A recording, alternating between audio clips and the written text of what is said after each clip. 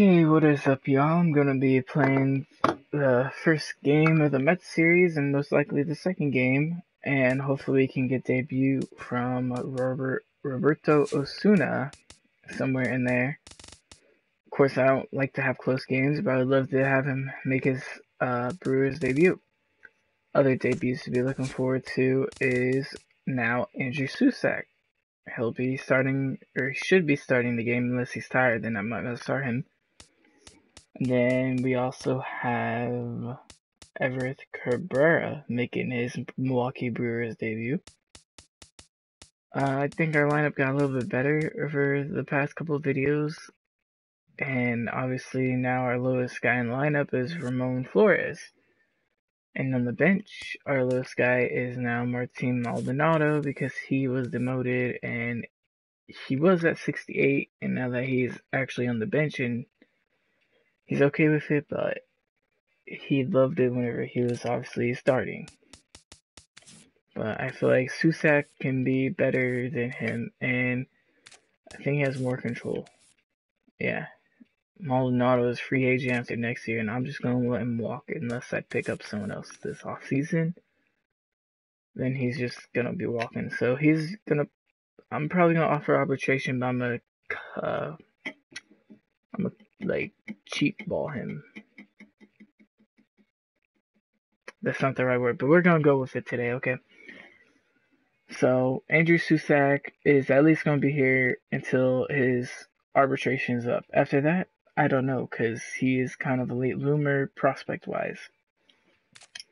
And what it's looking like as far as our top prospects is looking like we're going to have a couple late bloomers, and that's okay, because starting pitchers are great to have late bloomers at times. Because then you can have control of them throughout their prime indefinitely. Now, sure, some players do blossom sooner than others, but the way these players are progressing, it looks like one could get called up next year and the other might be a year or two down the road. Now, honestly, how long do I plan on playing this franchise? I cannot tell you that. I hope I'll actually play throughout this whole entire one, but I cannot honestly tell you that.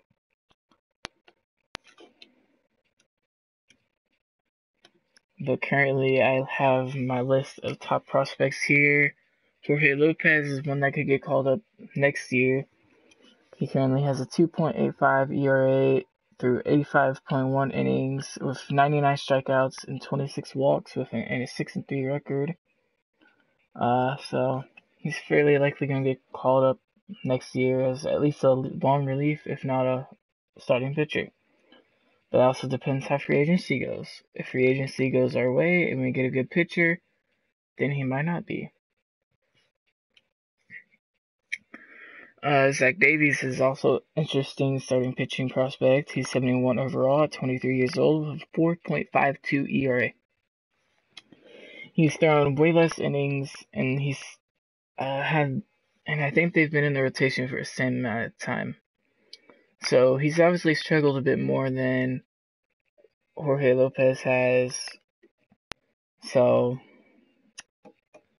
he might be the guy that has to stick down there until he's 24, 25. But Lopez could get called up next year and make his debut at 24. Orlando Arcia is batting .269 with 3 home runs and 24 RBIs. There's more stats on that. I'm just gonna get those later. And Brett Phillips, who currently have no stats for because he just got called up to AAA. Same thing with Nathan Kirby, but they both looked really good in AA, so they got called up. I just called up Gilbert Lara to AA, and he's only 18, but he is 61 overall shortstop. So obviously, shortstop is going to be a bit crowded in the near future. So I could see us moving Arcia over to second base, and then having Lara be the everyday shortstop. But it also depends how each of their fielding stats are, and I have not really looked into that yet. But that's more of a future project. And currently, Ryan Braun is obviously on the DL. He has about 37 days left. He was doing really good before, which is why I've always considered keeping him. I would like other input on that, as I left a link in the previous video to go vote on that. I'll leave it again in this, but I want to possibly keep Ryan Braun. I'm not sure. I don't like the money, so if I can cut him and try to re-sign him, that would work out beautifully, but I doubt I could do that because I highly guarantee another team is going to place a claim on him. So I'm hoping for the best with the Ryan Braun situation, but worst case scenario, we trade him for some prospects, and that's okay with me, or we trade him for MLB ready. At this point, I'm not sure. All I know is we do need some better depth on offense and in the bullpen. I'm okay with our starting rotation for now because I believe Eduardo Rodriguez will be our future lefty. Jimmy Nielsen has been looking good this year, but everybody else, we have like 3 openings right now. I plan on filling one of them at least in free agency, if not 2. One being an ace if there's a good ace, or acquire ace via trade. But that's just a little update before I go on to playing the first game of this series. So regardless, we will be seeing 2 debuts of Everett Carrera and Andrew Suzak. If you were not here, you did not watch the videos, I will show you how we acquired them. Andrew Suzak was acquired in a trade from the Giants. And obviously I did some other stuff off camera. Yes, I made all those moves myself, because I don't like the computer messing with all that stuff. But we gave up Garin Cescini, who is a promising third base prospect, and I didn't really want to get rid of because he was a promising third base prospect. But in the long run, I think, well, as of right now, I think Andrew Suzak could benefit himself by coming here to the Brewers, and we could obviously benefit from having a good catcher. Now, Hernan Perez, he's I don't know what to say about him. He was like, I was really high on him at first in previous games, but obviously over the years he has not really proven much. He's had some good games, but obviously good games is not good enough. You need to be a consistent player, and he was not a consistent player, therefore he is gone out of the organization now. Miguel Diaz is one I might regret in the future, but again, he's a young prospect that I have plenty of depth as starting pitcher currently, so I was fine with getting rid of him. And as far as outfielders go this offseason, I do not plan on spending too much, as I'm looking more forward to a possible Bryce Harper free agency. I highly doubt it, but if he's out there, I'm going to snatch him up if I can, and if he's willing. But any other outfielders that pop up along the way, I will look at them. But most likely, Brett Phillips will be in the outfield, and so far, Domingo Santana is looking good in the outfield. And then I just drafted this guy. If you have not viewed that, here's a look at this guy. Herbert Crowell. He bats left, throws right. Now, he's only 18, so of course he's going to take a couple years to develop, so he can sign a vet to play in his place for a while. But he has great power already. He needs to work on his contact, his plate skills outside of power. His fielding's pretty decent, his speed's decent, so his durability is good. He bats well against left-handers, and he struggles a little bit against righties for some reason. But he's obviously a couple-year project, and he's 6'4", so that's good size for an outfielder. And this is a guy that I'm really high on too. He's only 19.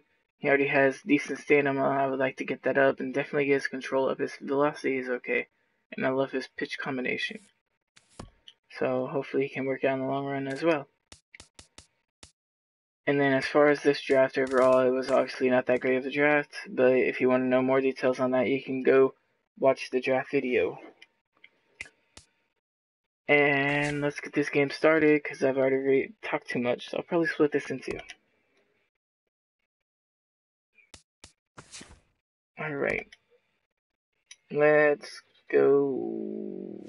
What is it? Is it a night game? Yeah, this is also one thing I'm considering. I'm considering making all night games closed, because I like how it looks. But you guys can obviously have a say in that if you guys want. But I'm planning on having those all closed. They don't really affect it too much, but they're going to be closed. And then day games will be open. And obviously road games I don't control, but we'll have a closed, open, I believe. Yeah. Close, close, close, open. Alright. Anyways, let's get this underway.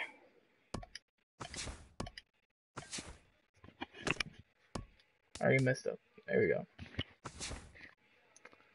Alright, so Jimmy Nilsson will get the ball against Bartolo Colon. The old man is going to be pitching against us tonight. Let's see if we can catch his stuff. Jonathan Villar is a little bit tired. Kirk Neuenhuis, Domingo Santana. So our outfielders could use some breaks. Who's our slowest outfielder?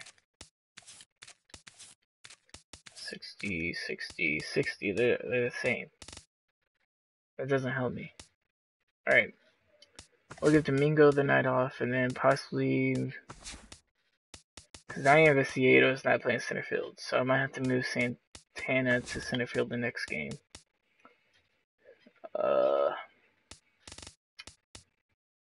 Susak is good on energy, so that's good. Yadiel Rivera. Who else needs it? Scooter Jeanette does. I'd love to have a lefty in there, but if he's tired, I'm gonna have to replace him. Walsh will get a night in.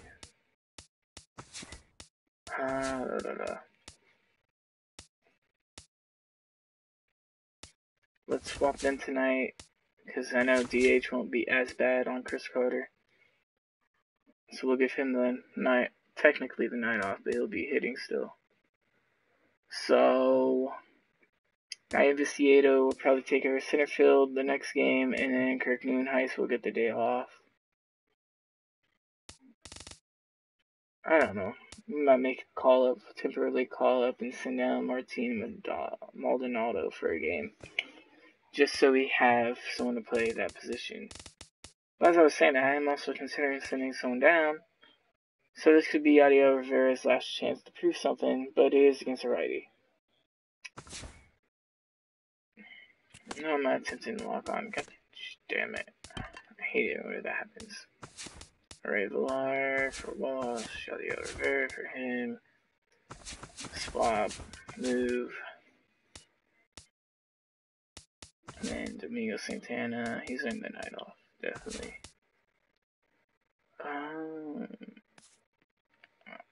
I forgot, like, how the heck do I take it off of that? Because I do not want to be him. Oh wait, it just popped up down there, come on. Okay, there we go. My bad, let's get this started now. And there's no stopping us right now. I feel so close to you right now.